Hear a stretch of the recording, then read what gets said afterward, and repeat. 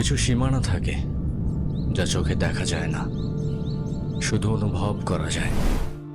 আমাদের যাত্রা শুরুটা যে এমন ডিজাস্টার হবে তা আমি আগে থেকে বুঝে গেছি।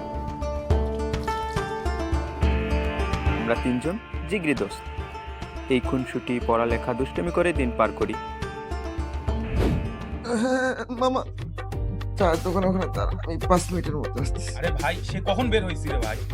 যে পরিমাণ রাস্তায় জ্যাম, পুরো রাস্তা ব্লক ভাই। আরে ওর কথা তো ভুলেই গেছি, আর আমি তো মনে হয় আবার ঘুমিয়ে গেছে। দাঁড়া, ওরা একটা কল দেই। রিক্সা ভাড়াটা তোরা দিয়ে দে। মামা সত্যি বলতো, তুই কত টাকা নিয়ে আসছিস? আরে তুই না বললি যে তুই আমার রিক্সা ভাড়া দিয়ে দিবি? চল শহরের সীমানা পেরিয়ে কোথাও ঘুরতে যাই। কি রে, ওঠ, উঠিস না কেন? ঘুমাচ্ছিস? এক্সাম আছে তো।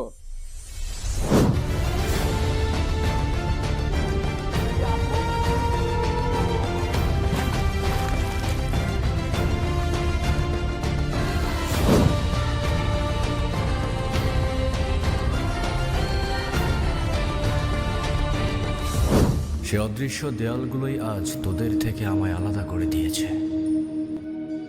তাই তো অনেক সময় বাস্তবতার চেয়ে